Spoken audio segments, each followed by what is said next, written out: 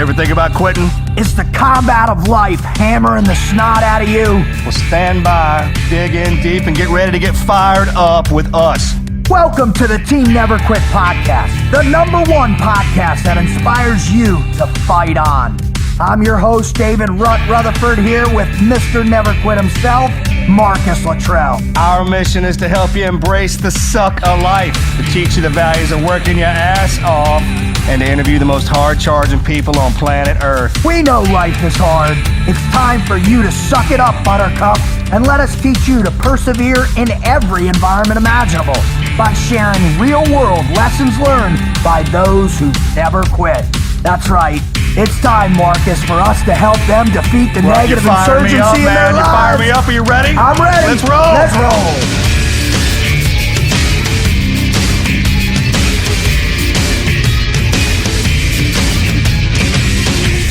So, imagine this, Marcus. Seriously, imagine this, wizard. I want you to imagine you are on a little bird. You're flying into some, hellhole in the country, and you have carte blanche in your mind that you're gonna get to go big and do all this cool stuff, and then you figure out that's not how it's gonna work out. And I want you to think about that in a way that forces you to evolve your perception of preparedness, of mentally preparing for something that shifts on you, mentally preparing for, as you create an image or an idea of what something should be or potentially could be, or something that you conjure, right? We conjure these things further down in our lives to be a certain way, and then we prepare and we get ready, and then all of a sudden we hit them, and it ain't that way. Today's guest is a guy who tells you the way it is. Today's guest is a guy who tells you, listen, there's no bullshit here. This is how it is. And he trains people to think that way. Because of his incredible experience at the highest levels, his incredible experience as a master training specialist, he actually tells it like it is. That's why I love Pat, bro. Yeah, I know what you're saying, because a lot of people like to sugarcoat something so they don't. Exactly. And you know what? That makes you get into it. And once you're in it, people are like, once he's in it and they see that, then they're like, well, I'm in it. I got to go ahead and go through it. He's the one who's like, hey, man, there's pretty good chance them feet are going to come off. It's like when you climb Everest, right? No one actually tells you all the time you're going to lose something when you go up that sucker, right? A finger, right? A foot. He's the guy who's like, hey, man, this is going to be a good climb. Get used to that toe right now. It's gone. Probably going to lose that finger, too. It's going to be fun. Let's do this. Come on. Fire up. Oh. Right? You know what I mean? The straight shooter. And if you don't believe me after you listen to this, listeners, listen. First, let me get this out of the way. If you're a first-time listener to this show, thank you for coming to the Team Never Quit podcast. We are so fortunate to have you. Hopefully, when you hear this, you're going to gain something that's going to spark the fire in your gut so you can go out, overcome the obstacles, face adversity, and develop your never quit mindset so you, too, can achieve in the combat of life. Thank you for coming in. Now, if you're coming back, again, we're so blessed to have you. I mean, Wizard, Marcus, we talk about that all the time. The only reason this show is successful is because of you. And you telling other people, hey, go check this out. It's good content. It inspires me on a daily basis. When I'm down in the dumps at work, when I'm stressed because I'm facing some tough call in my life, when I'm just going to work out and going for that unbearable 10-mile run, I flip Team Never Quit podcast on, and it inspires me to be better. That's why we're here. I mean, that's the mission, right? Absolutely. So thank you for coming back. Thanks for being the first-time listener. So one of the great challenges as human beings, and I think a lot of people out there are what connects us to so many listeners, is because there is a huge struggle. And the struggle is generally because of the fact that we misconstrue the pain that's in front of us. We misconstrue the effort that needs to be put forth. We misconstrue the outcome, so to speak, right? Now, all you got to do is spend 5 seconds watching a Pat McNamara video on YouTube, and he's got a ton of them out there. Please go check them all out, right? Watching his combat strength training videos, following him on Instagram or on Facebook. You spend 5 seconds, and the guy is telling you truth. And that's a huge thing for people. You're talking about distilling down the practical details that really matter on the ground. The man is a result of his experience, right? Bing, bing, bing, bing, bing, bing, bing. Give that man a blow pop. 100%. That's what I'm talking about. I'm with you now. Thank you. Thank you. But am I right, Marcus? I mean, it's rare to find people that are trainers, instructors. There's first off, there are 50,000 tactical instructors right now. There are 300,000 fitness instructors right now. That's an entirely different subject. No, but let me pull it back in. All right. How many of them are delivering quality messages that are bound to the truth of actual experience?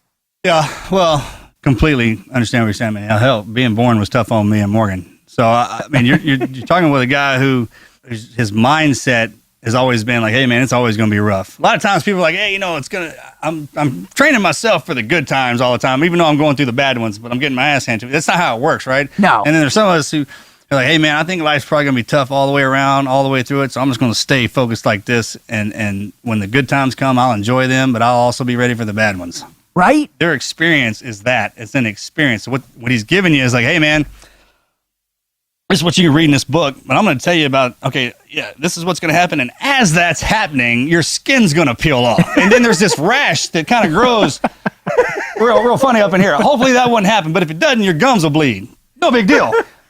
Once we get past that, you know what I'm talking about? It's that. No, it's those details because he's seen it, he's experienced it. It's those small details you pick up on. Well, this guy really knows what he's talking about. The only way you can tell, exactly. some of us, the only way you can tell a story is to, that's storyteller, I guess, right? There's people who they'll sit there and they'll tell you about something, the Titanic going down, and then there's people who tell you about the Titanic going down because they were on it. They were on it. Yeah. Right? Like, well, cool movie. Check this out. You know what I mean? That's what I'm talking about. That's why SEALs are trained by SEALs. So when they're busting our ass through Hell Week, you're like, man, you ain't never been down here doing this, and you're like, and Holt. Yeah. Hey, look, you're a new guy. This ain't nothing, Jack. This is the beginning.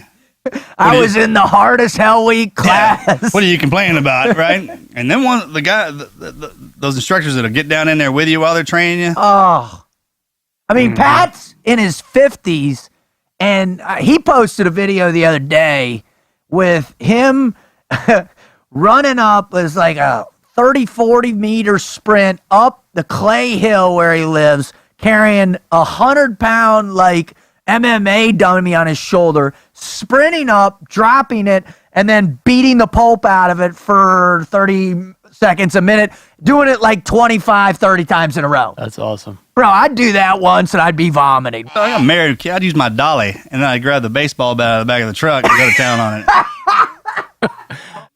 Hey, I think what we need to do to bring everybody on the same page is give a background. Let's talk about who Pat is and give people an idea. Thank you. So they're going to put all this in reference, okay? Thank you.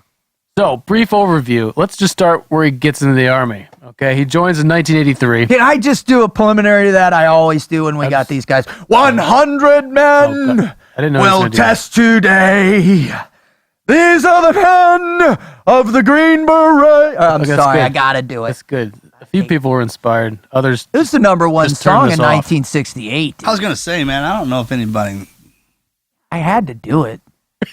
All right. No, I agree with you. 1983. He joins the Army.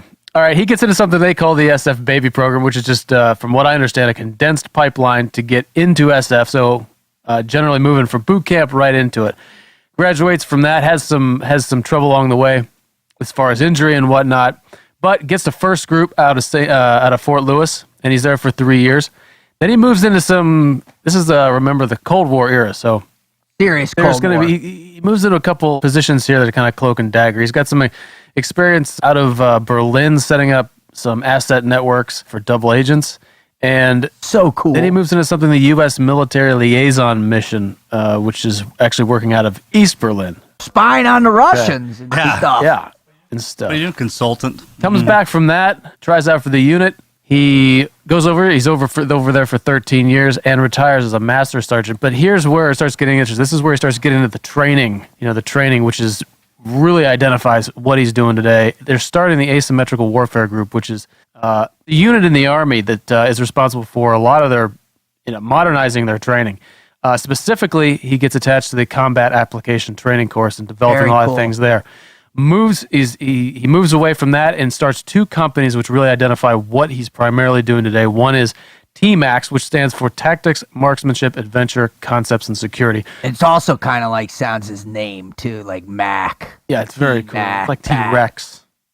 Well, he is an animal. He is T-Max. I wouldn't call him a dinosaur because I don't want him to beat my ass. But So TMAC, they obviously do a lot of, say, firearms training, other tactical training, things like that. But then we've got CST, Combat Strength Training System, which is, like we've been talking about, a very practical approach to your physical training to prepare yourself for life. It's like he's as it relates to beating someone's ass. That's the cool part. And this is what he says: you can saving your life, saving someone else's life, or kicking someone's ass. It's basically what he's brought Blackbriar out into the open, right, to get to civilians or Treadstone. He was Treadstone. Yeah, I know. That's what I'm saying. He So was he's the bringing out original Treadstone and Blackbriar. He was like the poster child for that. When that dude's laying in the bed and it says Jason Bourne, Oh, Pat's is actually right next to it over on the other McNamara. side. He was It says number two. It says McNamara on the side. They didn't even give him an alias. He's a damn badass. oh my God! So that basically brings us up to speed on what Thank his you, Wizard. condensed background is. Thank you, because that's essential. I think you're right. I was just talking about a madman. People are like, "What the hell is Rhett talking about?" But no, have you seen the guy? Have you ever? I mean, obviously, Of course. we've watched the videos. Of course, I've done our research. I love his style.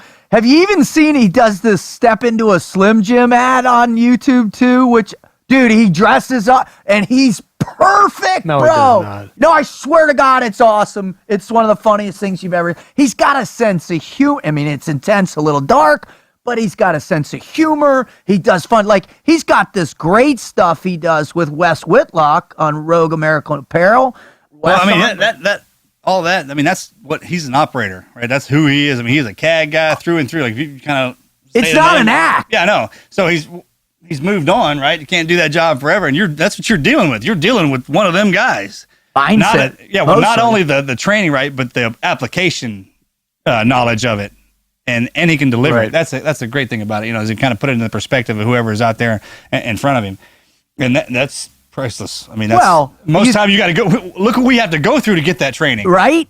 And as it relates to the never quit mindset, and this is what I want you to pay attention to. If you're listening to this one, what I want you to pay attention to and to think about is I want you to think about what he says and how you can apply it in your life immediately, as it relates to whatever enemy you're facing or whatever obstacle you have or whatever inhibition you have to evolve and free yourself up to get that fire going in your belly, right? Mm-hmm. That's what's key for you to pay attention to. So what do you think, gentlemen? What do you think? Is it time? Should I sing time. the song before we bring him on? Nope. I'll just cut it out if you start singing again. That sucks. All right, let's bring him on, ladies and gentlemen. Let's bring Pat McNamara, badass, onto the show. Let's do it. 100 men. Welcome.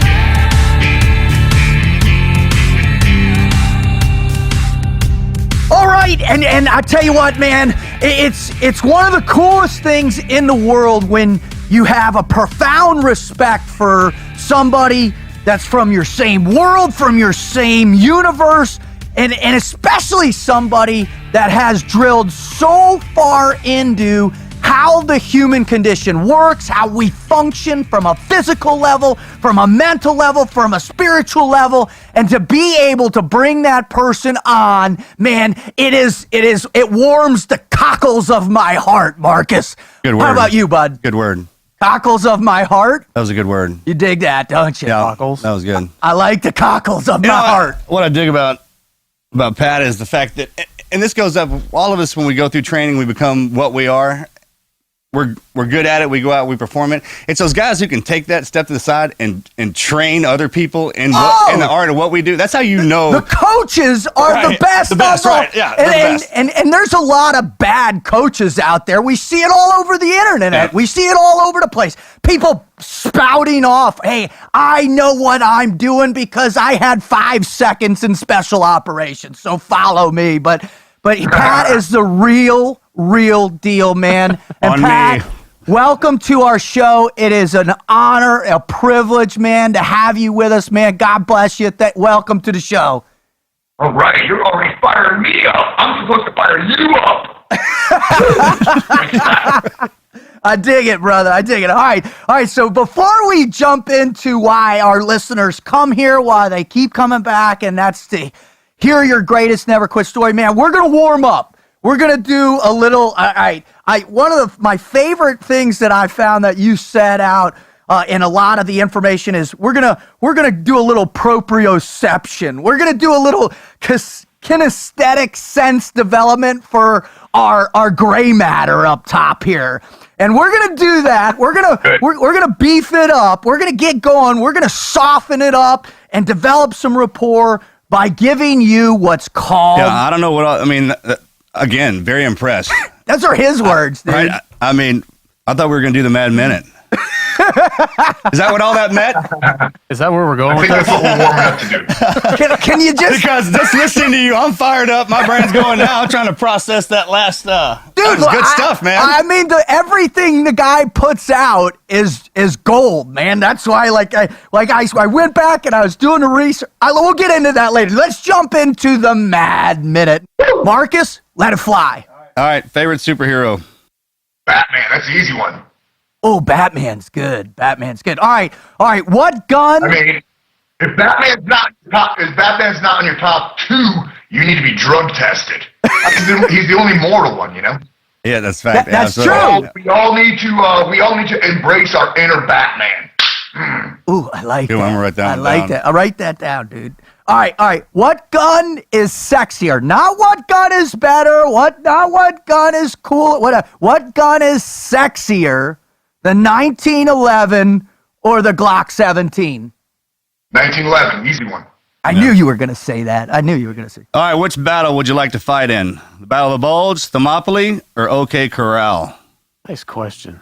Oh my God. I'm going to say okay, Corral. I have an affinity for the West and stuff like that. Right? I was thinking about that one too, man. Plus, Thermopylae, we go down hard. You could get a lot of points in the OK Corral just by being cool. You know, you couldn't do that in the Battle of the Bulge. Yeah, good point. And it's cold as shit, right? It was cold, right? I can't believe that we're actually talking about. I'm watching Ken Burns' documentary at night. I just watched the Battle of the Bulge last night, and that was a suck factor times 10, dude. Holy cow! All right, Wizard. What do you got for Pat? All right, fight to the death. Fight to the death between your average domestic house cat and a 1-foot-tall gorilla. Damn, gorilla. Everybody says gorilla, really? Well, it's 1 foot tall, but it's still got gorilla strength, dude. All right. Marcus, fire away. You say fight to the death. Am I fighting it to the death? No. This is between your regular domestic house cat and a 1-foot-tall gorilla. Oh, which one's gonna win? I'm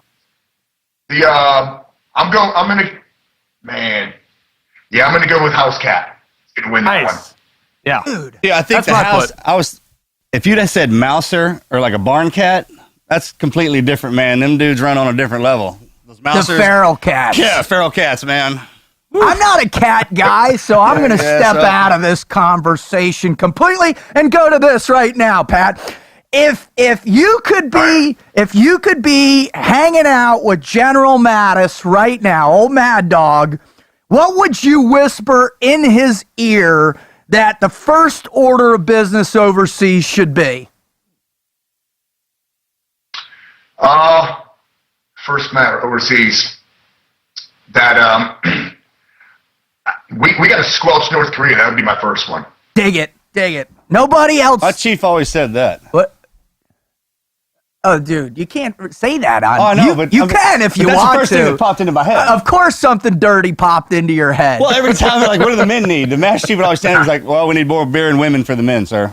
yeah, all right. Right? I hear you. I hear my Two universal constants. my first CEO. I heard that, and when you asked that question, that's the first thing that popped into my head. That was Of course good times, right? it did. Of course it did. My first CEO used to come out. I'll never forget. We had two dudes go down to TJ and like beat the snot out of I don't even know how many guys down on Revolution. We come back and he comes out and the command master chief's like, "You guys gotta be stand up guys." Blah blah blah blah. This dude comes out and goes, "All right, gentlemen, I realize that you can't feed a tiger milk, so don't get caught." Love it. Exactly. All right, you got one, Wizard? Marcus, what do you got, man? So, hey, what was your first car? 1954 Chevrolet Bel Air.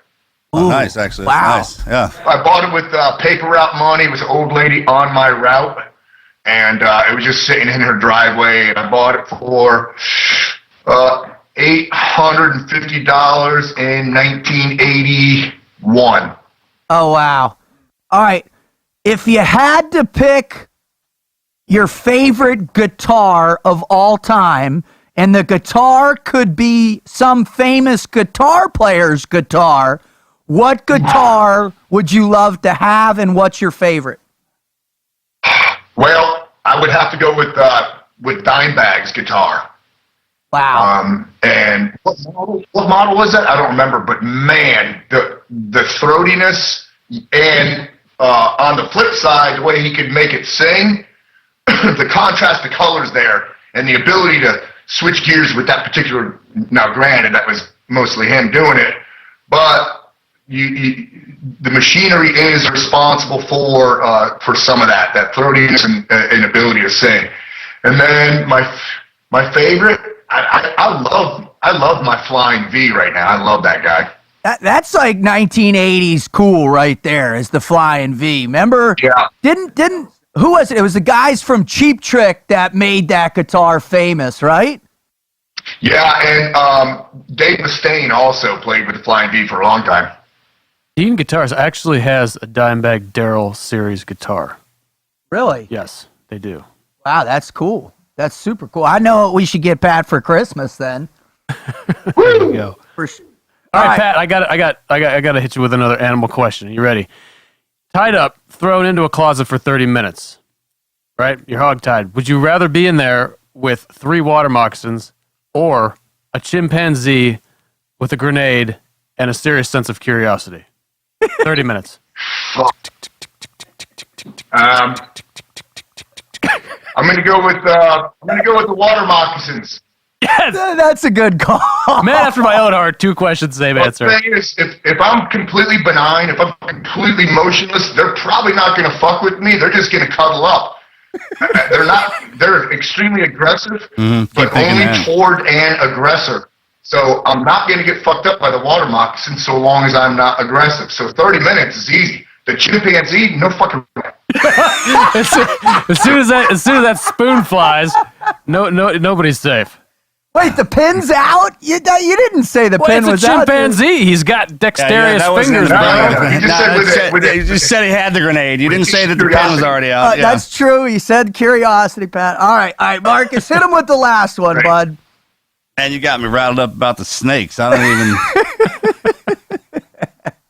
All right. Well, I hate snakes. God dang, man. Hey. But what's your power animal? There's one. Like when it's time for you to get into the meat of it, and you got to turn it on. I mean, one of them last ditch. This is a fight. This is on. Which one do you go to? It's probably lion. I mean, damn. I mean, when you see a lion in full attack mode, it is ballistic microfight. There's no fucking around. It is completely ballistic microfight. That's a great term. That is the best term I think Right. I've heard in the last month and a half. Ballistic microfight. Microfight. May we quote you on a regular basis on that one, brother? We need to put that on a T-shirt. We can start a company called sure.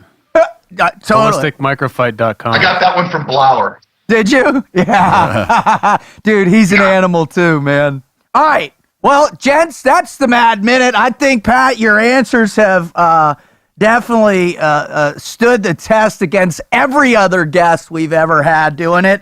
But Good. and we appreciate it. But now we got to shift, man, because the reason why we're here is because there, as you and I both know, as all of us know, there are a lot of people in the world that simply don't know where to go to find the critical information that's going to help them overcome massive obstacles. That's going to help them when they're getting the pummel, when their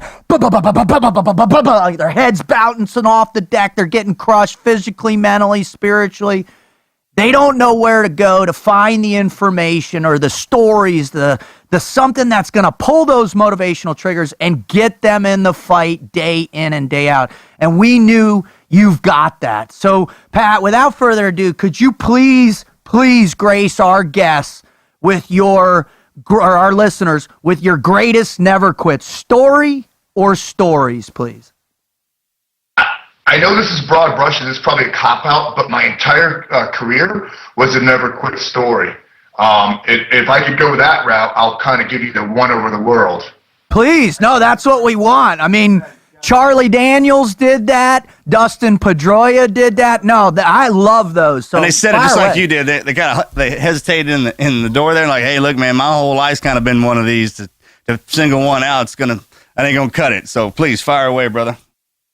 Well, only because I had to overcome a lot of adversity and a lot of hurdles, especially because I enlisted on the 18 X-ray program, so SF baby. I mean, what do you know when you're 18 years old? Nothing. You're dumber than a brick with a hole in it. And here I am going through infantry basic training right to jump school, and then the plan was to go right to the Special Forces course after that. But I got hurt in jump school. I was a toe jumper. This side of my body. Oh, no. And you got to tell that story. So second jump in jump school, pulled the bicep into my forearm, broke all my ribs, dislocated shoulder, concussion. It came loose. I landed unassisted. I didn't have to pull the reserve or anything. But here I am in the hospital in 1983 with all these Grenada war guys. Guys who jumped into Grenada in 83.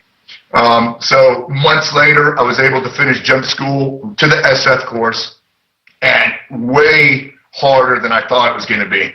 You know, I was physically prepared, but mentally, I didn't have true mental capacity yet. You know, I didn't have that chutzpah, that moxie, that drive. The way some of these more seasoned guys, some of these ground pounders, the way they had it. But so I made it through, but it was a struggle the entire time. And then I went to an SF group. I got hurt again, got another surgery, had to have my knee reconstructed. I fell off a cliff. Oh. But I had to have my ACL replaced and my meniscus repaired. And that was back when, you know, orthopedics wasn't the best. So Asymmetrical. it was a big mess. They just opened that thing up and hammer and drill and DeWalt or whatever else they had. Bring the other one in. Yep, absolutely. And then I did a couple of cold war jobs. Had to get language training. I had to get driver's training. All these different schools. I can even back up further, man. I'm all over the map. Talk about ADD. So by the time I was 22, I had 2 Special Forces MOSs. I was Halo qualified and Combat Dive School qualified. It was my second time going to Combat Dive School. First time I had 2 shot water blackouts. I'm sure you know what those are or very familiar. But by the time I was 22, I had 2 SF MOSs, and I was what was considered a Whiskey 9, so Halo and Combat Dive. Wow. Man, you had a BDU resume from hell. What's that? You know, you guys and your camis, man, y'all love to wear all that crap. BDU resume. That's what it is, BDU. That's what they call it, BDU. I heard that from the SF guy. Yep. I was like, Jesus, man, what does all that mean? At 22, too. I mean, it's exactly, crazy, right? dude. Yeah. And he's probably an E8 already. But when I after the Cold War, I volunteered to go selection. I broke my ankle on day fucking 1 of the unit selection. I walked on it for a week and a half and just couldn't go any further. They knew I was jacked up. I voluntarily pulled myself. They invited me to come back. The next time I went through, I did very well. I won't say I smoked it. I almost said that, but I did very well. During my time at the unit, I got hurt again. I jacked up my back, rolled a Hummer in Bosnia, and crashed in a Little Bird. The combination of the two jacked my back up, so L5S1 and this shoulder repaired. So, nutshell is, over 22 years of special ops, I retired with 4 reconstructive surgeries and 13 broken bones. Oh. But Putting out. I never, ever, ever wanted to accept mediocrity, ever. Because what had happened is I started developing more and more attitude. And here's the thing, attitude, aptitude, and desire. That's what makes the body run, the body and mind in harmony, and makes it run as a machine. Attitude especially, still today, attitude is not something that everybody has, but it can be acquired. Attitude can be learned, but in order to sustain it, it requires energy and discipline to maintain and to sustain attitude. Let me jump in real quick, Pat. Was there someone, like you talked about in your early developmental stage, you didn't have the moxie, you didn't have the attitude yet. Was there an early person that you identified with and was like, that's the guy that has something that I want to emulate? Yeah, there were a bunch of them. I had the best mentors. I had really good ones going through the Special Forces course at 18 and 19. You know, I hung around these, staff sergeants from Ranger battalions. And, man, like R.B. Gardner was the first one. He was my first mentor. Older, in his late 20s. That was considered old, if you're a ground pounder. And so I really looked up to him. And then the next one was a guy named Duncan Graham. Unfortunately, he killed himself in the 80s. But he was a Vietnam vet. Got out after Vietnam, came back in, and went to the Special Forces course with me at nearly 40 years old. And then I went to combat dive school with him, too. That motherfucker had moxie.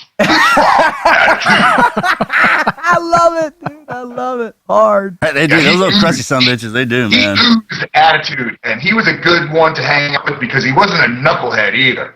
He was surreal, but the guy he definitely had fire. I mean, he had freaking fire beyond what I knew as fire at the time. So those two were my first ones right there.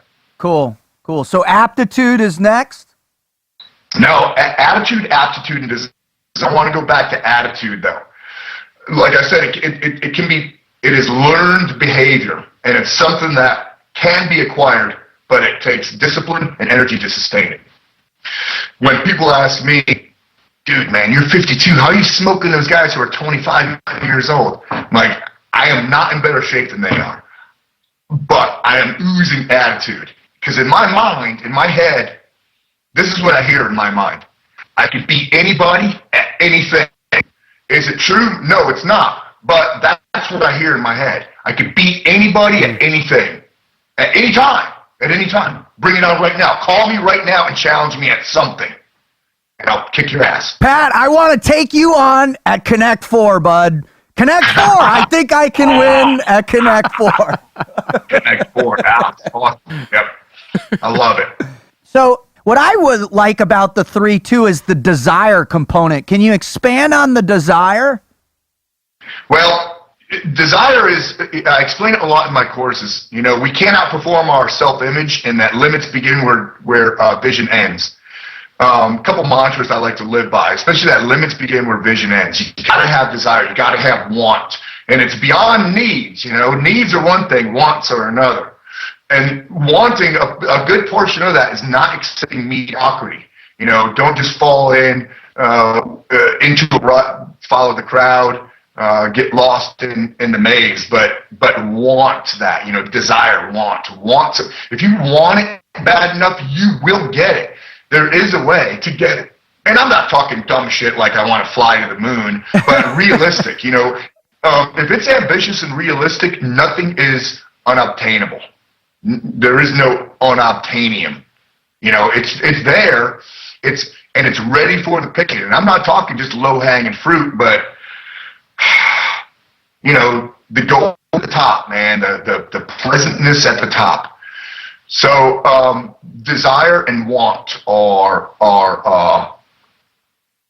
I think they're closely aligned with attitude, though. If you've got the attitude and you got and aptitude, by aptitude I don't mean IQ, but one's ability to do research, to know what is right from wrong, to know when to do the right thing versus doing what's right, that kind of thing.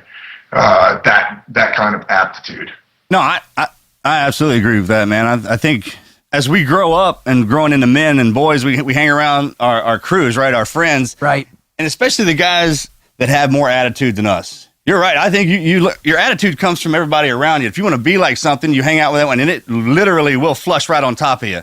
And the difference between people who can push past that, I hear people talk about, oh yeah, he's a patient man. He can make it through anything. Well, patience wears off. And then after that comes discipline. And that's what we have as operators is discipline. When my patience wears off after laying in my own feces for 2 weeks waiting on somebody to drive by, it's because the discipline in there is, I will outlast you, right? I mean, that's the ticket. Right. That's what you're telling yourself. Like, hey, man, there's another human being on the other side of this, and he's just going to have to outlast me.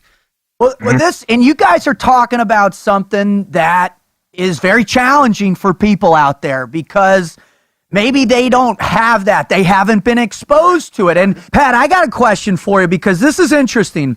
Through all the different schools, through all the different groups or teams or ODAs that you were part of or teaching, training cadre, was there a component of that peer, that perpetual peer evaluation that enhanced the moxie, that enhanced the attitude, that you didn't necessarily want to let them down or you had something to prove? Or can you explain a little bit about that, how you'd go from one group to the next and how that fueled your desires? Yeah, I tell you, I got most of that from working at the unit. That was a whole new level. It was a whole new level of shit there. Because your special ops community is pretty big, and it's a great community. When you start getting into those small units where there's a selection process and that kind of thing, you start working with a different level of dude. And the first team that I was on at the unit was I was blown away. I thought I was a badass, and man, all I was doing was just like trying to snap link into dudes and keep up with them. They freaking absolutely blew me away. And my first team leader was he was constantly drilling in the head. Hey man, you're in the fucking NFL now. And I reserve the right to fire your stinking ass at any minute. And he was nonstop testing us. And this is just a team leader. I'm talking, a sergeant first class. But it was not uncommon for him to page us in at 4 a.m. and go and lead us on a 10-mile run. And it was nonstop like that. So challenged by a team leader, challenged by a troop sergeant, challenge at the troop level, challenge at the squadron level, challenge at the unit level. And it was nonstop. Additionally, guys were always on the bubble there. And the unit kept that mantra too, that we reserve the right to fire your stinking ass anytime we want. Because selection is an ongoing process. Never be late, out of uniform. And if guys slipped up, man, the unit had no problem with firing them. There were 10-year operators, good guys, and with no priors. Especially if it was like, let's say, morally or ethically questionable, gone. No questions asked. Can I jump in? Let me jump in on that right there. Because I think that right there, that pressure of the moral, the loyalty, the focus, because as you detract from that, you're ultimately letting down the people that are pushing themselves at that level. How do people implement that in their civilian lives, Pat? Is it possible to, not at the same level, obviously, the existential reality of tier 1 operations and your death and all that stuff, or what, it's not relevant in a civilian life, but how do people apply that moral, that integrity, the level of honor? How do they translate that into their civilian lives? So what we're talking about is like guys who work maybe in a corporation or something like that? Yeah, or just in their personal lives with their friendships, right? And the people they're trying to help and that are struggling or whatever, or themselves. Yeah. Now, it can be difficult if a guy is working, let's say he's working as a component to a bigger machine. So he's a cog in the system. If the system has, and you're gonna, this is a phrase that's going to resonate with you. If the system or the machine has a good culture, then he is more apt to be able to succeed at that higher standard because the system is going to want to. And the thing about a culture, it takes a long time for a system or, that machine, that group to reach a certain level of culture. It's by contrast though, it's very easy to fuck a culture up. You can go down this way like a dirt torpedo, but going up takes a long freaking time, man. It's a long, steady climb to reach a level to where you have a good culture. And I think an individual also, if the individual has, so basically like character, if he's got character, which is like I don't know, I'm going to say that it's culture at an individual level. If he's got good character and he listens to stuff like this and reads the right books and also hangs out with the right kind of people, because what you were saying earlier about hanging out with the right people, I like to say that badassery is contagious. Yeah. But so is mediocrity. That's contagious. Even more so. The whole concept of cultural evolution, the developmental process involved in that, it's essential. And I like that you say that badassery is contagious. And well, the separation when we get into what we do is, like you said, death, right? And the reason the guys who have been there for 10, 12 years, he was talking about, he didn't even have anything on his record. He was a squared away guy, and then all of a sudden we got rid of him. And it shows you that the team is what's important, not that individual operator. And you see it in sports. Like one athlete will be like, so-and-so and the Texans led their, went to a victory. And they isolate that one guy. And if he gets hurt, and he's down, usually the team suffers the most. In our world, that's not how it is, man. One operator gets hurt, we backfill him in. And the reason they're so hard on the guys who have been around for a while, and stuff gets lax on them because they've been around. Right. However, you have to walk that line because the new guys coming up are looking at you. Totally. And if you're up there trying to get away with something, by default, they'll try and do it. They won't put the work in and go through the years like you did, and that's why we get pissed at them. They're like, hey, what the hell are you doing? You're like, well, you do it. And I'm like, well, I've been here for 20 years. Yeah. I'm like, well, I didn't know that.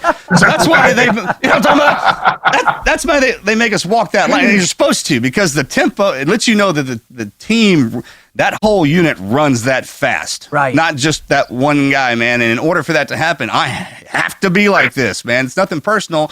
It's if you want to get in here, this is how it works. And ultimately, in the more selections that you have to go through, especially when you get in a dev group, man, or CAG, that's what is it? A quad? It's a triple or a quadruple volunteer. Oh, right. So I mean, you're weeding everything away, and you're getting into basically what you're dealing with. A bunch of guys who are all almost similar. Man, they can learn at the same rate, and that kind of deal. And those guys that don't, they go away. Yep. That's what I like about what you're talking about. And right now, I think culture, and Pat, I know you're probably hearing this all the time, and when you're out training and giving speeches and stuff, and culture is the hot word, and everybody wants to try and take, our culture, whatever it is, whether it's SF or SEALs or MARSOC or whatever, and how do we translate that culture into their corporate lives? And I joke and I laugh when I'm asked that, and I say, well, do you got a fire hose and a 200-pound ruck, and we'll work on it for like a month and we'll lose productivity, but how, in your estimation, does do you enhance the never quit culture in that corporate cog mentality? Is it possible, Pat? All right. So I think the big reason why it can't be replicated, that kind of culture, so special operator team culture. Let's look micro level team special operator. They have endured and embraced the suck together, so they know what the other one is made out of. They have also lived in squalor and in horrible fucking conditions, butt naked, right next to one another, and they've looked into each other's souls. They've been in scary situations, looked at each other and gone, this is when we're gonna die, and you can't replicate that in a corporate world, because I've probably done that 12 times in my career, and most of them were in the past probably 6 or 7 years in my career, where I've looked at another guy in the eye, and we both had in our eyeballs, this is where we're going to die right here, and we both knew it without saying a word. I think, and some corporations do this, and dude, man, I might be smoking crack on this, but I like when corporations do those dumbass like team building shit where they're building obstacle courses and climbing up ropes and that kind of thing, because at least at a micro level they know who is going to be there to help them, to help the team, because the team building exercises are conducive to, teamwork. You can't have just one superstar getting everybody through it. Everybody's got to work together. So if there were team building exercises that lasted, let's say, a week, where they were issued maybe a 1 ration a day and deprived of sleep and had these insurmountable tasks to do, then maybe something like that can help, build a more cognitive unit, a better, stronger, fitter unit in the corporate world. I'm not sure if that's possible, though. No, I agree wholeheartedly. I've got this one group of 5 people up in New Jersey at this one financial institution where I did a speech a little while ago, and they all stayed after, and I issued this frog logic challenge where, all right, first off, nobody can take a hot shower for a week. If you guys do it, give me a call back. I'll give you another task. So they did it. So we got on the phone and talked about it. Well, they just signed up for a super Ironman, right, where each person takes legs, and now they're all doing stuff that's way out of their comfort zone. They're drilling down on training, and you can just you heard on the phone that transition, that component into, hey, we realize that pain and the pain we suffer together, it enhances our badassery, it enhances our culture, and it's going to push us forward. Well, now, Marcus, you talk a lot of, we talk a lot about pain on the show, Pat, and how it cultivates a bond. Yeah, our minds, our souls. Well, one of the things that we do that I don't think you could replicate in the civilian world is we start over from the bottom every cycle.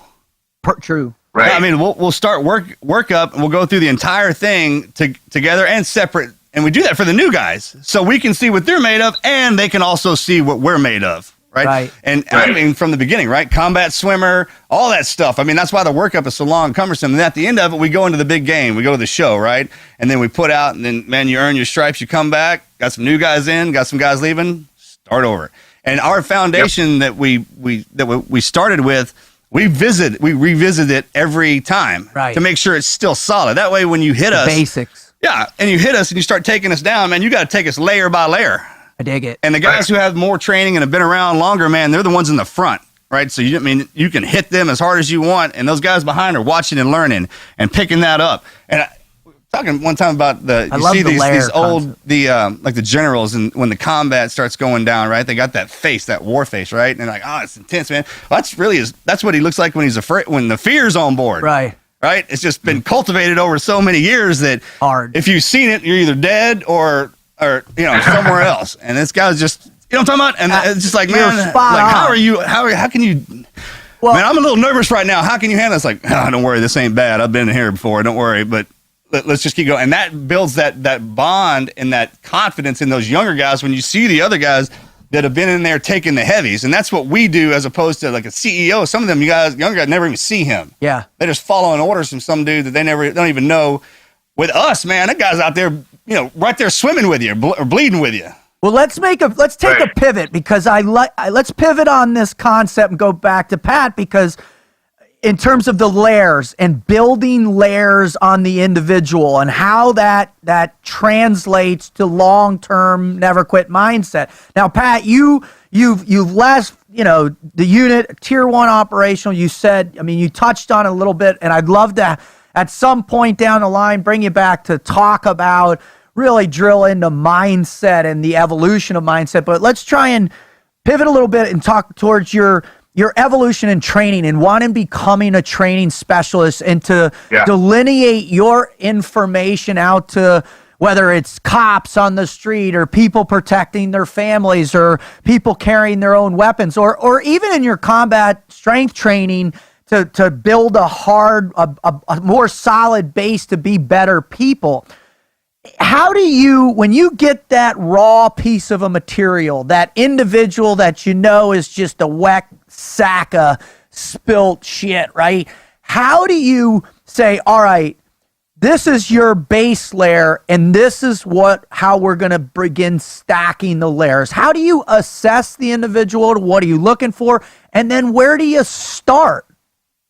Well, all right. So there was a few questions there, but I'm going to start. I'm going to answer like 25. I'm going to answer the CST, the combat strength training one. If a guy is coming to me anymore, I have a extreme low tolerance for bullshit.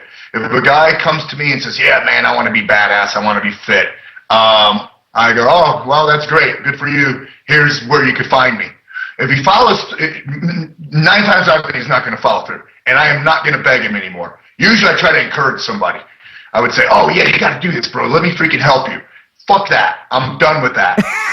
Because if he needs a kick in the ass to get motivated, he's not worth kicking in the ass. But that individual, that sack of shit with freaking fat ankles, and he looks like he's, cheesecloth filled with cottage cheese, and he's got a stomach like a sack of doorknobs.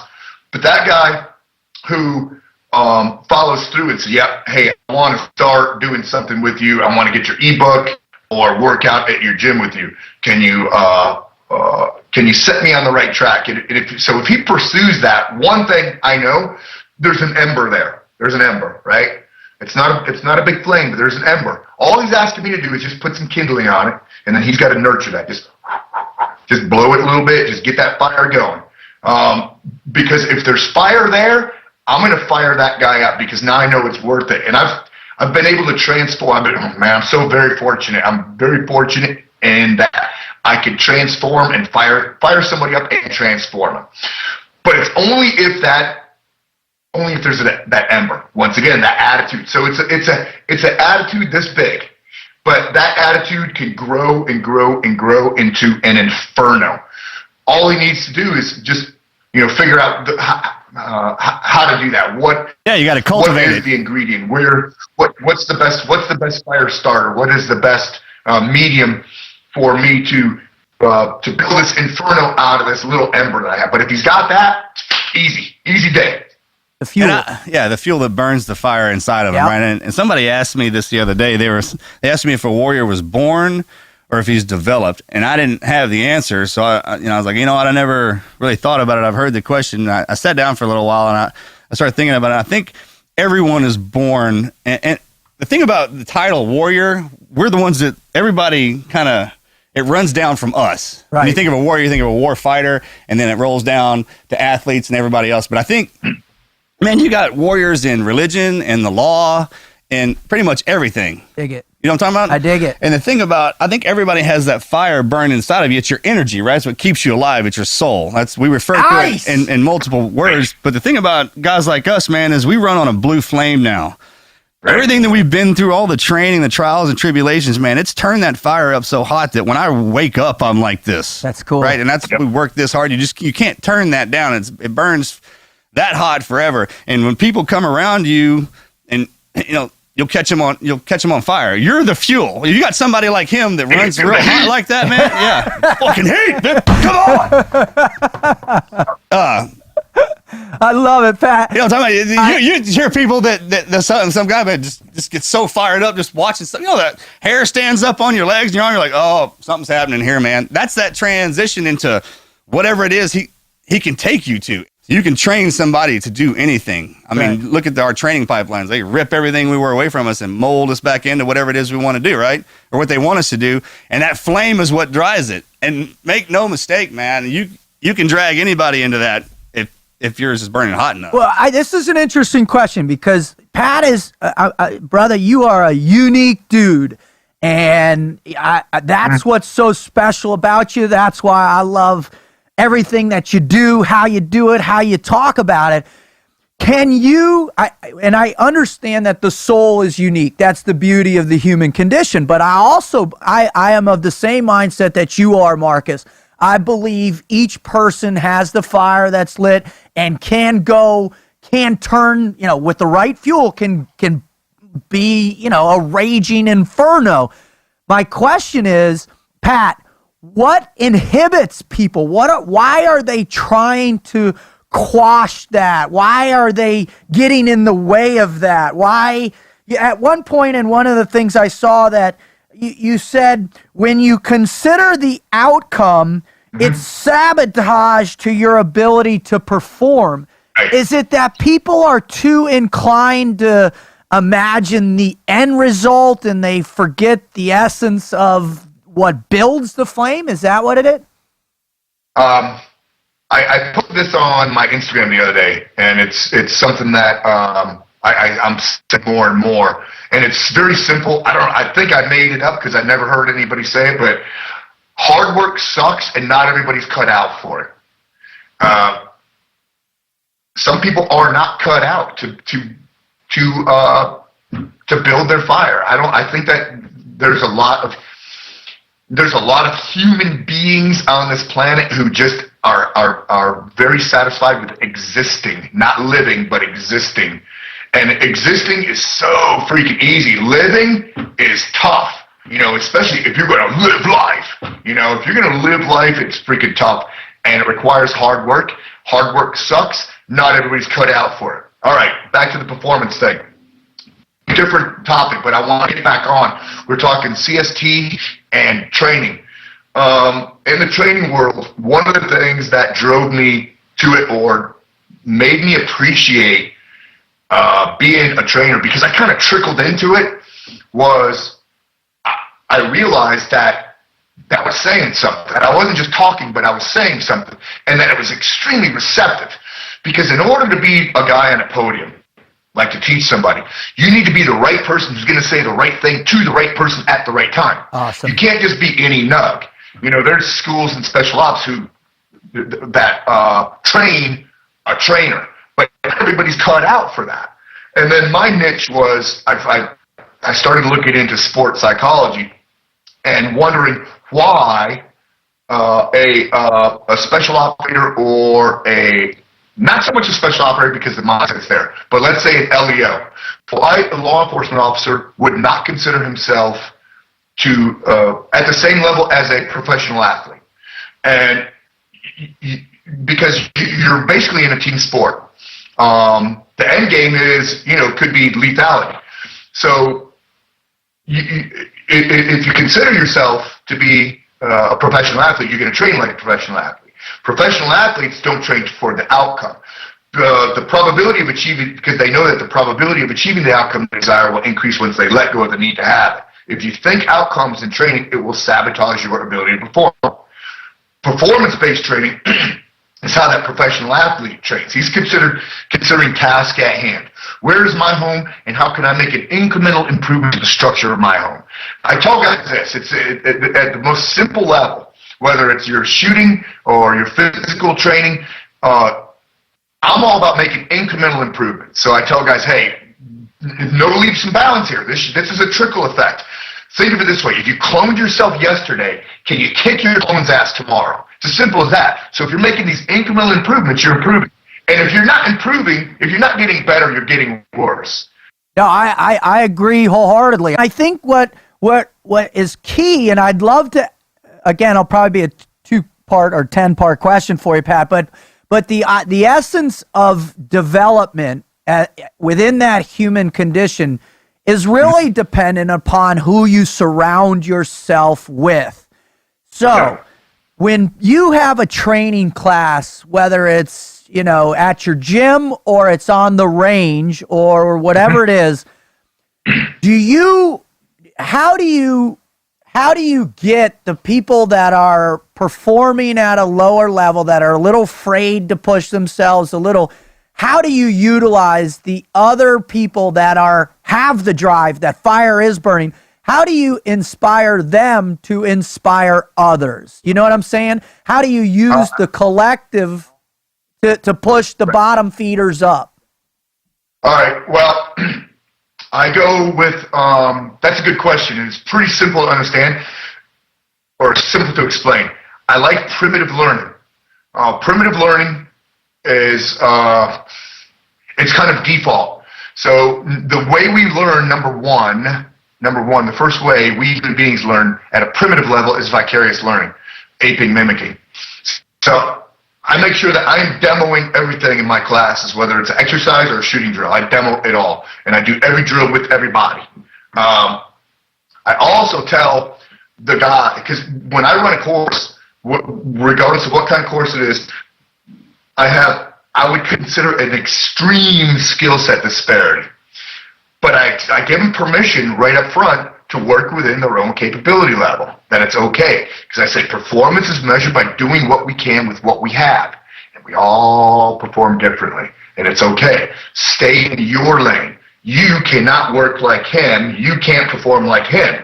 Don't fucking worry about it right now. It's about incremental improvements. So when I have that guy on the range who is mediocre but wants to learn, I'll if I don't get to pair him up, because I do a lot of group dynamic stuff on the range, where I'll get groups like 3 groups of 5 or 4 groups of 4, and I'll make sure that those groups are evenly mixed with top dog shooters and guys who are either they suck because they just suck, or they suck because they're new at it.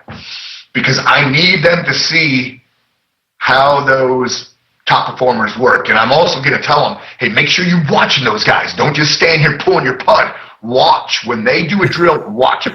Watch their footwork. Watch that proprioception, that kinesthetic awareness.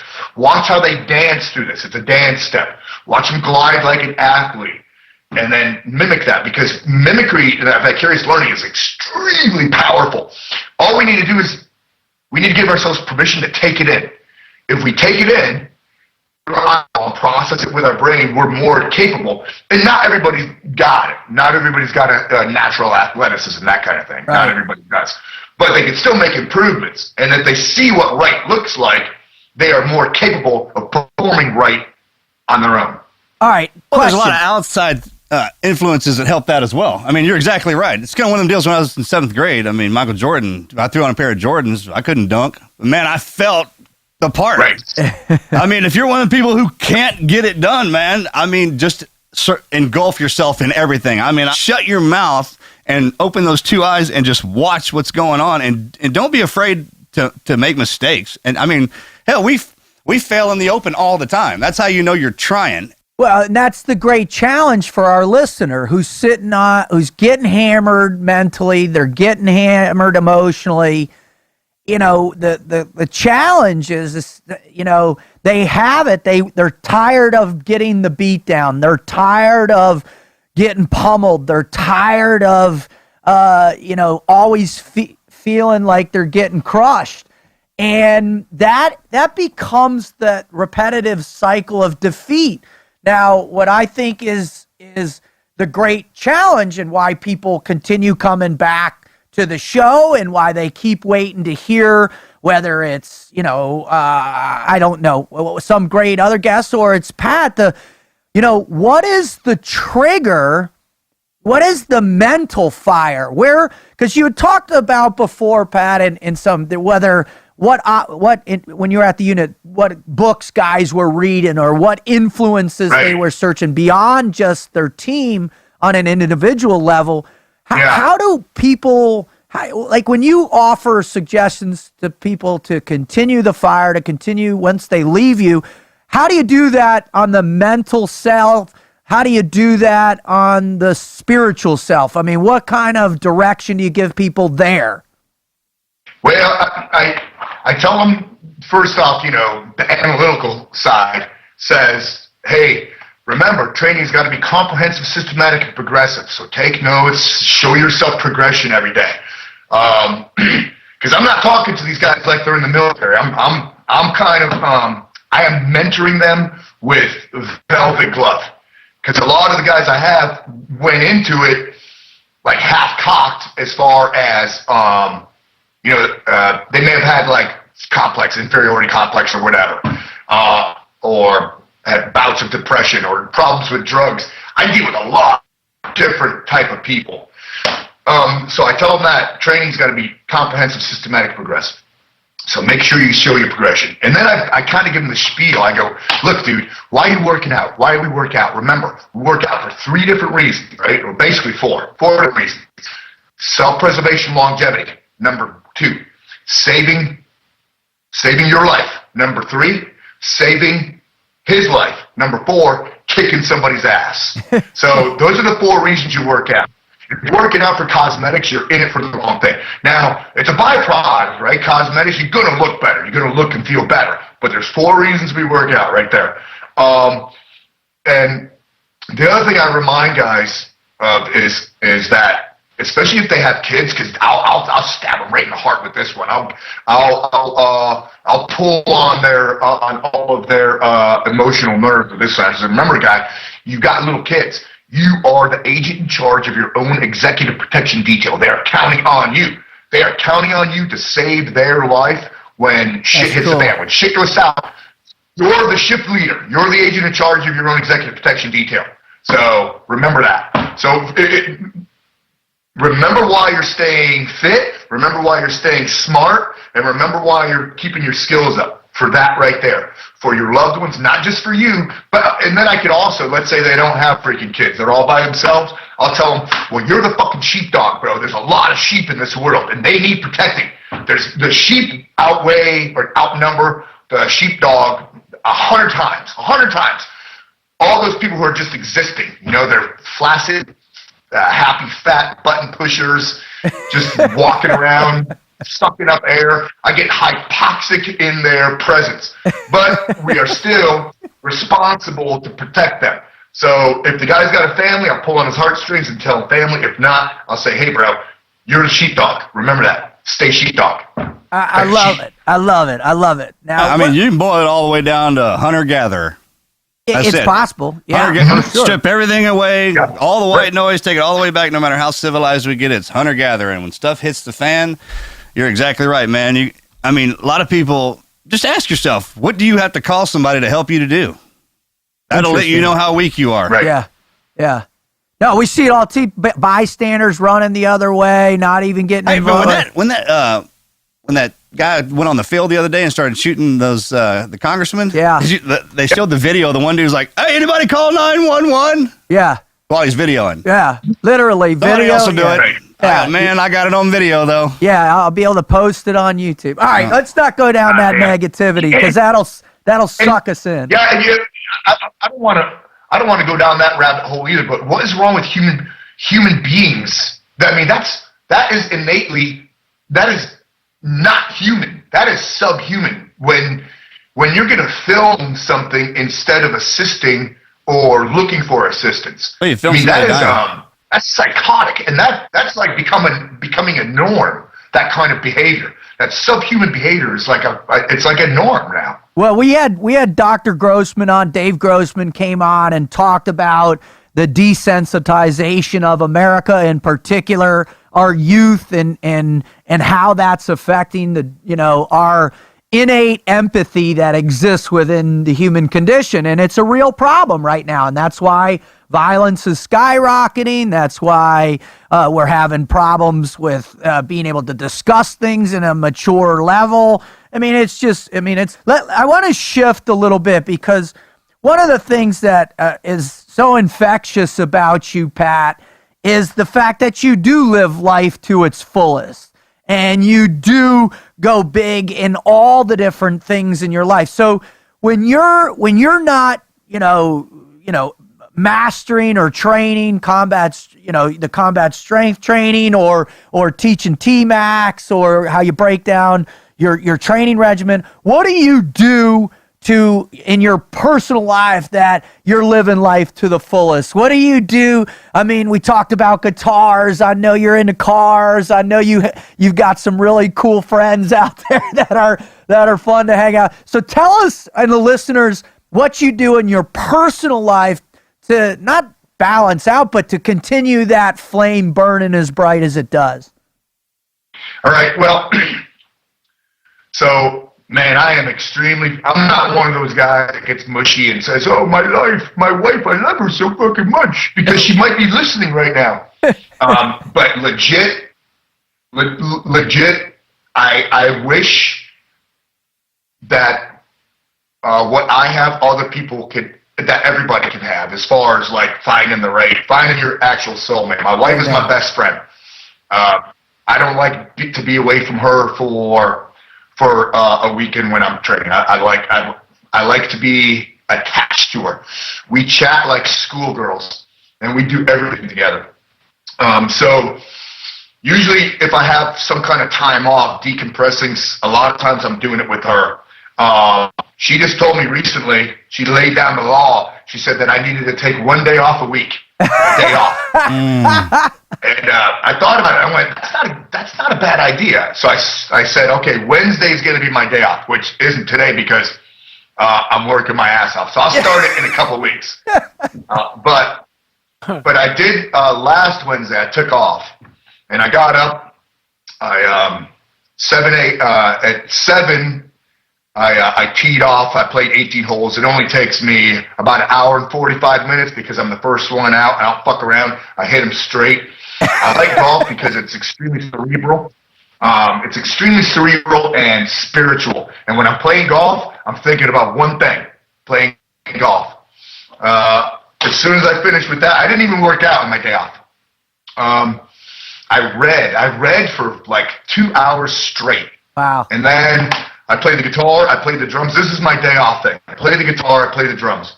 I started a sketch. My wife and I are going to collaborate, and we're going to do a mural together in our studio. So I started sketching out the concept for my side of the mural. Very cool. And I tinkered with my GPO a little bit. This is all day off stuff. Like, man, if I'm going to have a day off, I'm going to do all my shit, all my hobbies.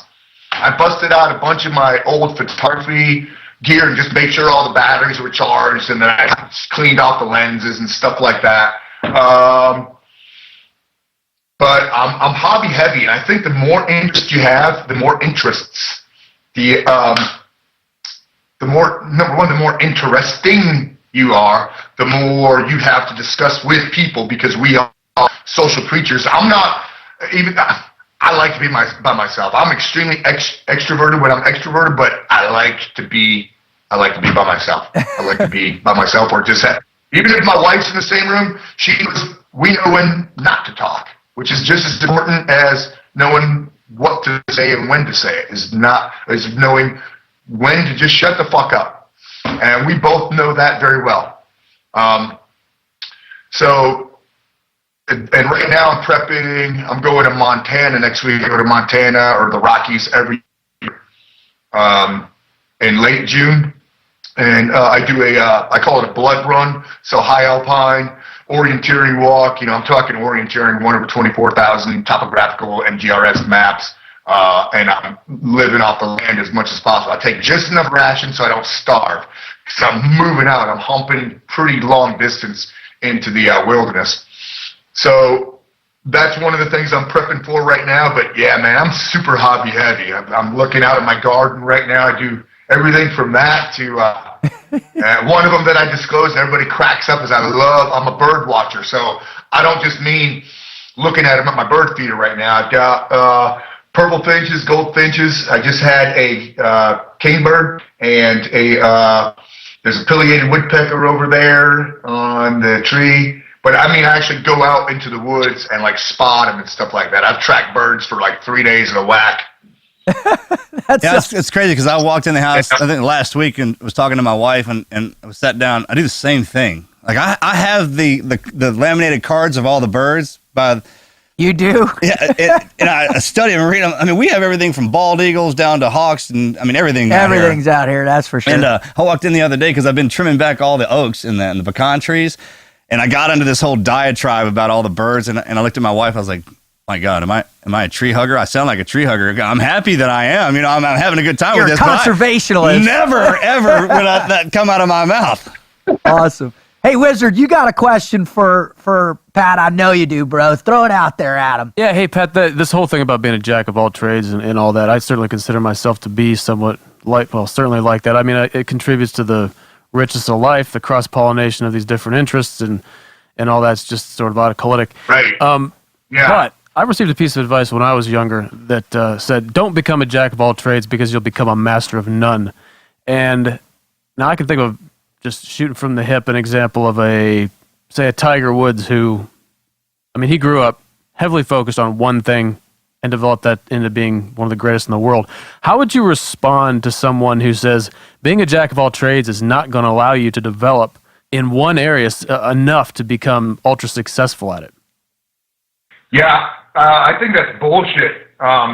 It's really good to be a master at one, but it kind of sounds like a job to me too now, I mean, I love having a bunch of interests, and I'm pretty sure that I have mastered, like, the bird thing. I'm pretty good at that. I've been doing that since I was 10. Fly fishing is another one that, man, I am really, really good at fly fishing. I've been doing that since 10. Now, it takes a long time. This is an investment of time.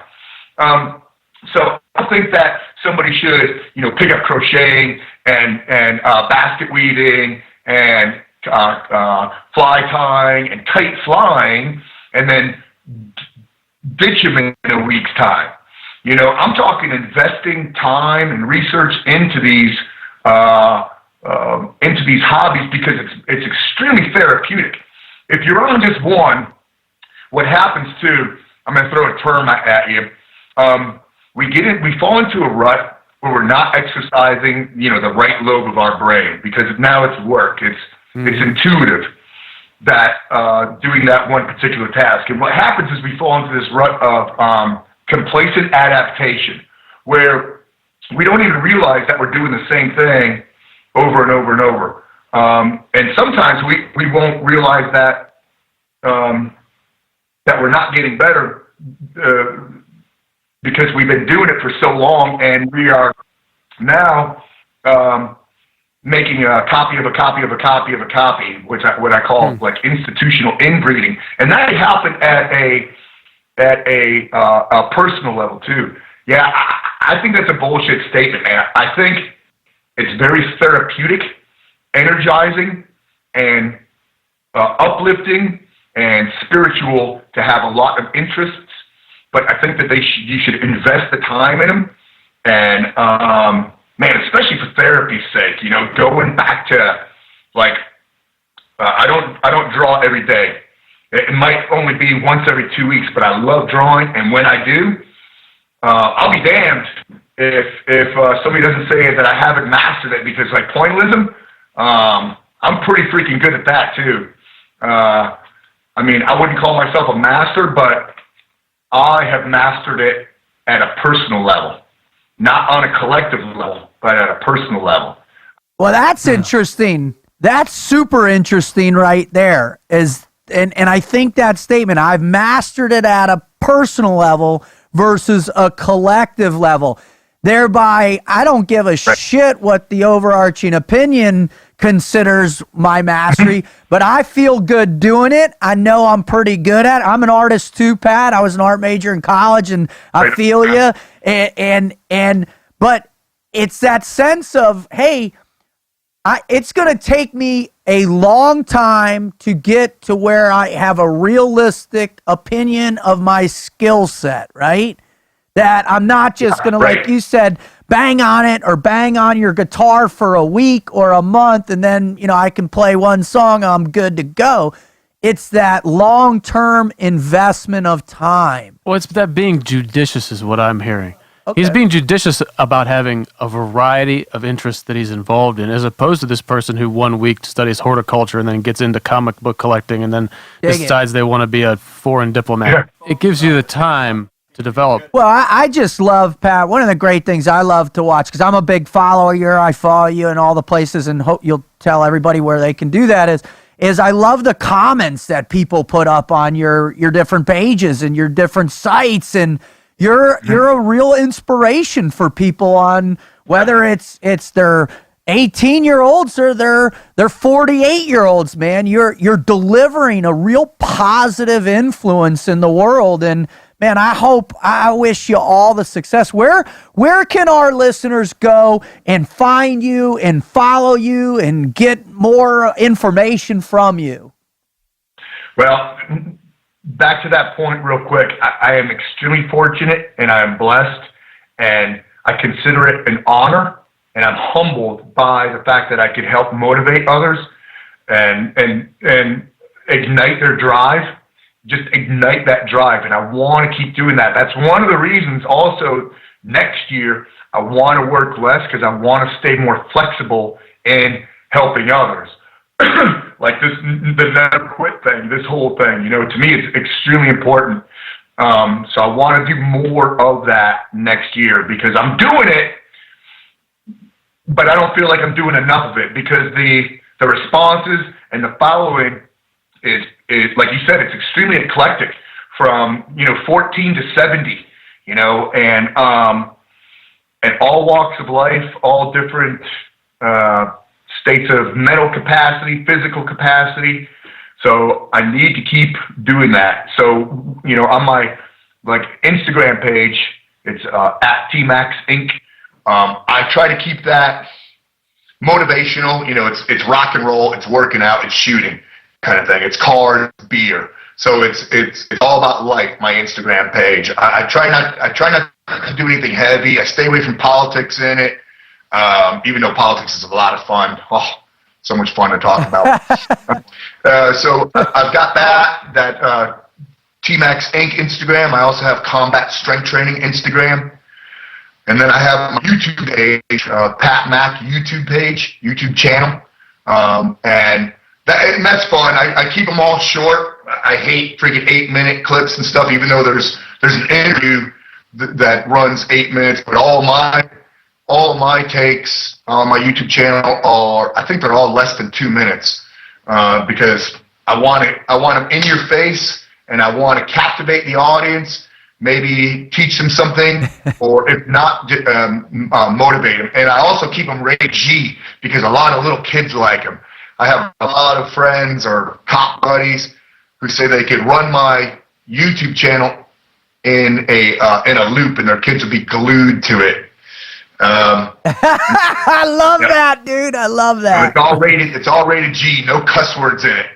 And then I've got combatstrengthtraining.com. Got an ebook there.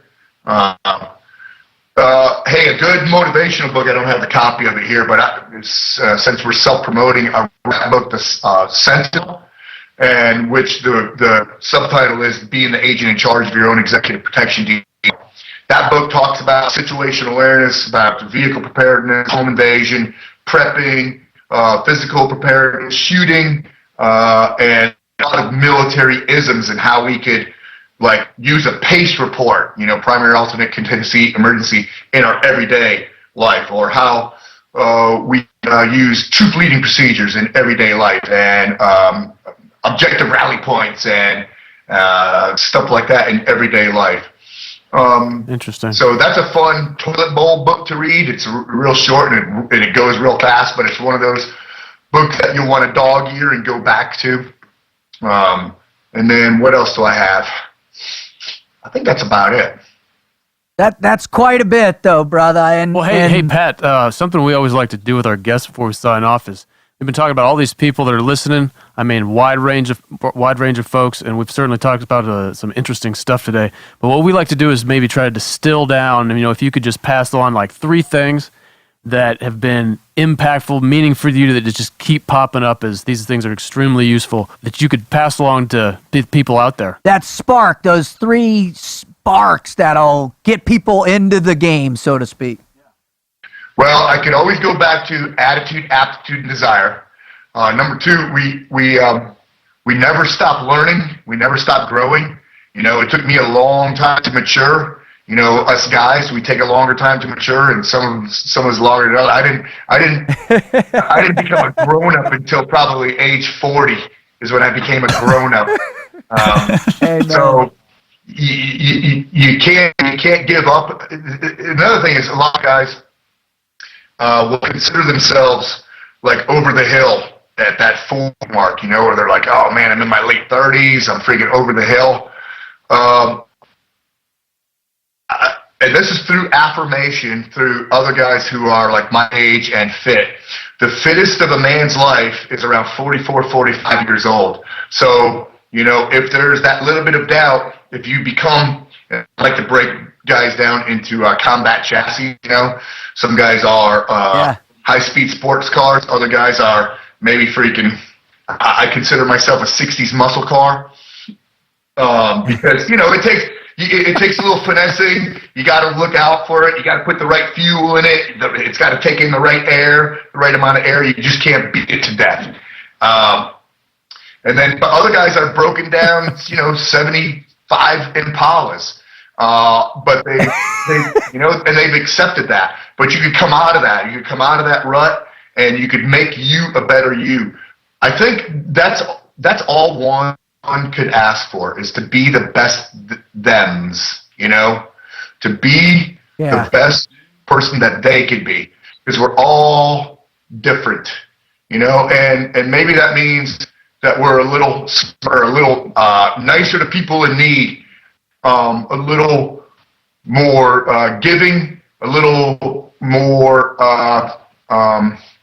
free to extend that knowledge base, to teach somebody something. So I think that's 2 things. That's a bunch, brother. That's awesome, man. And that's awesome. Listen, Pat, thank you again, brother, for coming on the show. We're so honored to have you, and we'll be looking at it. And I'll tell you what, if something big happens for you, we'll be paying attention. We'll get you back on the show. We'll talk about that, and we'll dive down and drill down deeper and all this stuff. Thank you so much, man. God bless you. Hey, brother. Right on, thanks, guys. You guys rock, rock, rock.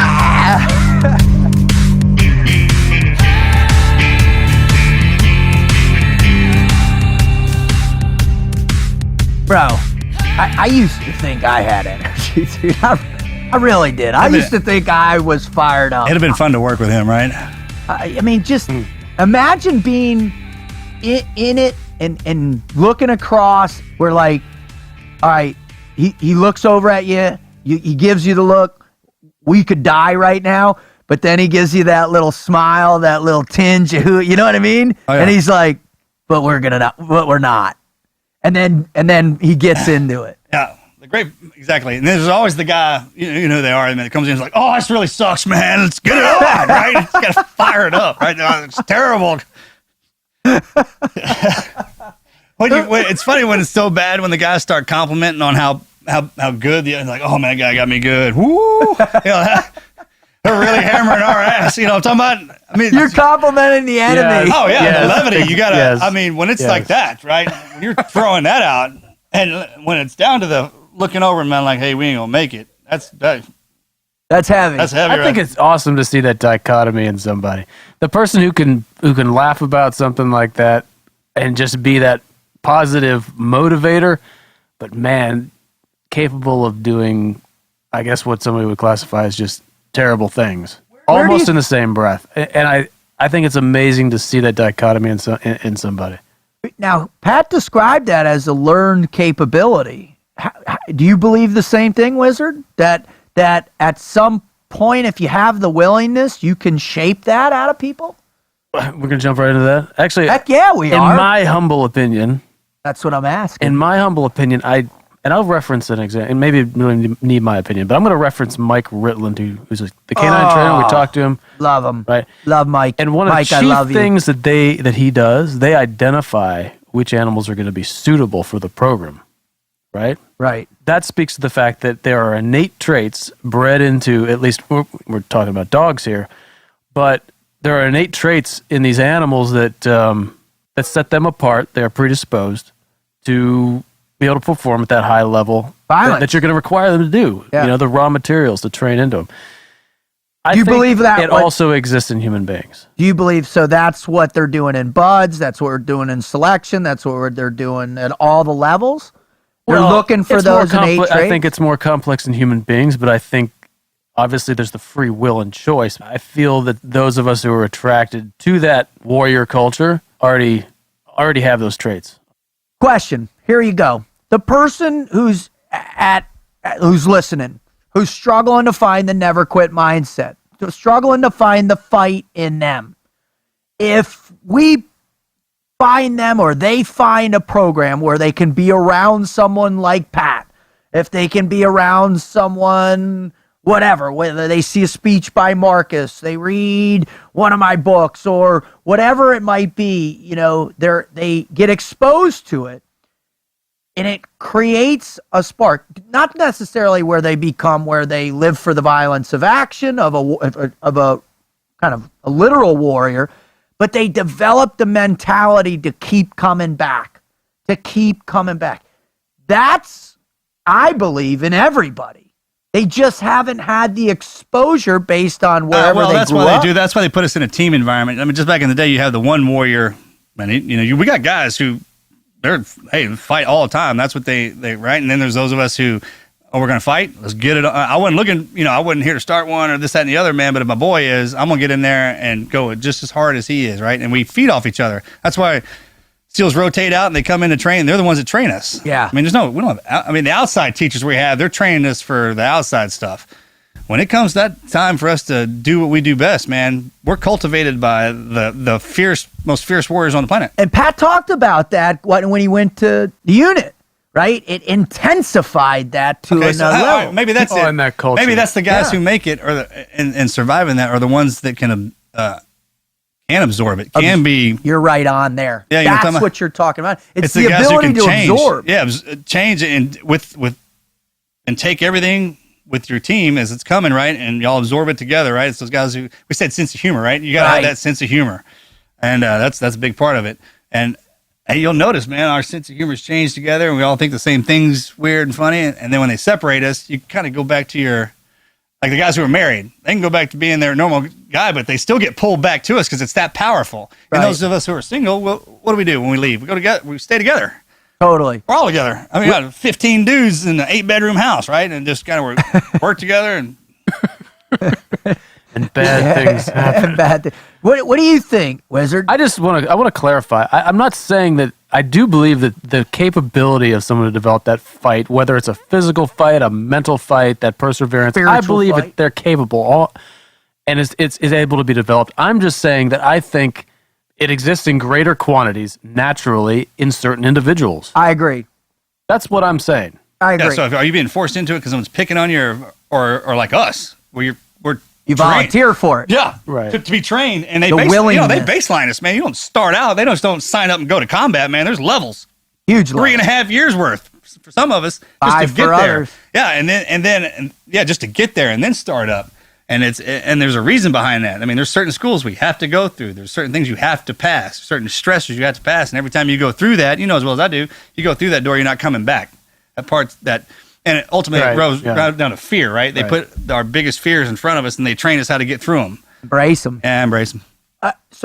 I think for me, when I listened to Pat and what I had suggested to the listener at the beginning was, hey, look for those small details in what he was saying. One of the ones that really just leapt out at me as he described it was, hey, the mindset is about incremental changes. Your physicality is about incremental changes. The performance approach. Absolutely. It's not, you're not going to spin the dial or the moot concept where you can regurgitate it mentally, right? It just happens. The ability to react in a meaningful way under stress. And that has to be practiced. And I think Pat McNamara has proven beyond a reasonable doubt that he can take a person that doesn't necessarily possess a greater, deeper essence of fight, but somehow provoke it through mental motivation, inspiration, through great training alone, to where you learn to embrace the fear and you can replicate it on an ongoing basis. People try to, I guess a lot of people is like, oh, you're desensitized. Well, is he desensitized or is he trained to be super sensitive in that environment, right? And it's kind of... Well, look at us. Well, the gunfight scenario, like people get into a gunfight, I don't ever want to get one in again, right? What we do, and they're like, when's the next one? Yeah. right. We're going back out? Yeah, let's go, man, whatever. It's conditioning, right? Yeah. And when you can condition a human being in a particular way, and we've seen it throughout history, whether you're conditioning for war, whether you're conditioning for peace, whether you're conditioning for a certain political viewpoint or conditioning for whatever, human beings, like Pat said, we mimic, right? We want to feel emotional rewarding from other people. So when you get the right training program and you get the person who's willing to consume and to submit, you can push a person towards a particular direction that enables them for the fight. Yeah, and let's not discount the importance of that, the willingness to be trained. And that's how we give up our free will once we sign up. That's what we're doing. Amen. Yeah, you can't. Yeah, that your approach, to make yourself capable of being trained, that can't be discounted. And something that also struck me as poignant when he was talking about the culture over there at the unit, and then anybody can. What did he say? You're sorry ass. We reserve the ability to fire your stinking ass anytime we like. 10 years in, right? Bye. Think about the power of that has against combating complacency. Oh, I love that concept. Right. I love that. The peer review. Yes. That I don't want to slip up. Yeah, you can't get there's comfortable. a million different things. Cannot get comfortable, right? And I think and we have that. We earn your trident every day, yeah, right? We have sayings like this. The only easy day was yesterday. That's what exists. that means. The only easy day was yesterday. You got to earn your trident every single day, man. And And I think for our listeners, that's a key point. You have to apply that perpetual pressure in terms of that pursuit of perfection, right? We're never going to be perfect, but you have to have that external pressure. Unfortunately, as human beings and what the human condition does, our willpower and resolve and perseverance wears out. That's why it's essential to have great trainers in your life. That's when discipline comes in, when your patience wears out. Well, and also to be understanding that saying, hey, Marcus, I'm going to need you to cover down on me, like you say all the time, when my weakness hits, to help me stay in the fight. Yeah, that's why they put us through the bad stuff with each other. You sign up and you sign that line, and you tell yourself, like, all right, I'm in. You think I'm in here. I can't leave, right? That's kind of one of the commitments. That's what I thought. I'm like, oh, I'm in here. We got to do this, and then I have to go through hell with you. Yeah, we're going to be buddies. So I'm going to stay here as long as humanly possible until you quit. And then the new guys come up, and then you know what I'm talking about? Just like the cycle. Yeah, man. We feed off of each other, man. It's why it's always better to suffer with a buddy. Amen. I love it. Well, I think that's a lot. I mean, and I hope for you, if you're listening to the show, and we just want to thank you. The Wizard, Marcus, and I, this is our calling in life. This is our purpose, is to bring this show to all of you to help enhance your life in whatever capacity, whatever metric, whatever little incremental thing or change that's going to benefit to you. That's what we're trying to do for you with the TNQ podcast. Hopefully, I'm praying, man, down deep that you heard something that's going to benefit you. And if you did, man, please go out there and share it.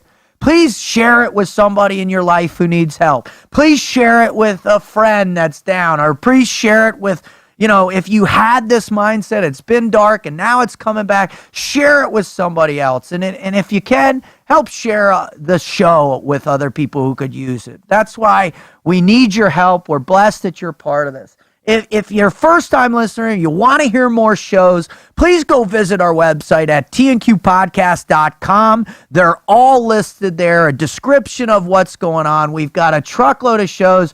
We're at about 2.2 million downloads because of all of you. We thank you so much for that. We've had some amazing guests from all walks of life. And if you're really inspired, if you're moved, and you have a story that you believe can help others, please don't be afraid to write in. And send a check signed The Wizard for whatever donation amount. Man, that was a powerful moment that you just destroyed with your greed right there. Right? Right? I think he needs to shut up now. I think no more talking from the Wizard anymore. I liked it better when he didn't make any noise. He would just mumble something, one-word answers. But now, damn, make the check out to David Rutherford. I need that, but I'm not joking about that. Write in your story, tell us, but also make out a check. No, listen, all kidding aside, we want to hear your story. We're desperate because the stories are meaningful. We're going to post the stories on, if they're suitable, we're going to post them online. If they're good, we're going to read them on the air. If it's beyond awesome, when it blows us away, Marcus, what happens then? Bring him on here. We're going to bring you on. We're going to bring you on air and have you tell this story in detail. Because what we are is we're a community. We're a community of never quitters. And we want to enhance other people to become a part of that community. That's why Marcus started Team Never Quit, because he believes in that aspect of it. He believes in the community, that we all are supportive. We need to get behind each other in those darkest hours to perpetuate that mindset, that spirit, so the next time you're faced with overwhelming odds, you too will never quit. Amen. So that's all I got for today's show. I want to give another incredible thank you to God for his role in my life, and for Christ, and for my family, and being there in my greatest never quit moments recently. And also I want to thank Pat, man, you are a true inspiration. I hope I'm charging as hard as you at 52. I'm going to do my best and really improve on my training. I want to thank Wizard and Marcus for doing the show with me and helping me fulfill my purpose and calling in life, man. And just thank you. Marcus? Man, that was good. When guys come like him come on and motivate the mess out of you for the rest of the day, right? Rest of the week. Yeah. So thanks, man. Yeah, taking the time to come on here and telling your story. It was a good one of them life stories. Awesome. So I can relate. But, and to everybody who keeps bringing us back, man, that's huge. The numbers, and I sit down here with Dave and the Wizard, man, and they tell me all that, and it's just unbelievable. I'm so dang thankful, man. It's crazy. It's a blessing. So thank y'all for that. I'm out. I'm out.